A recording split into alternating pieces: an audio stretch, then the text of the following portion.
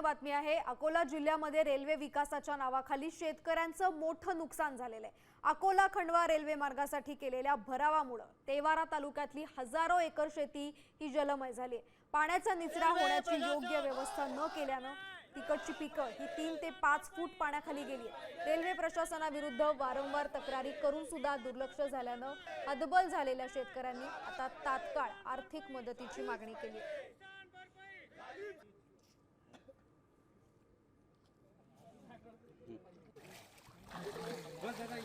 जे जमीन आता सध्या पाण्याखाली आहे ते जमीन अधिग्रहण झालेली नाही आहे।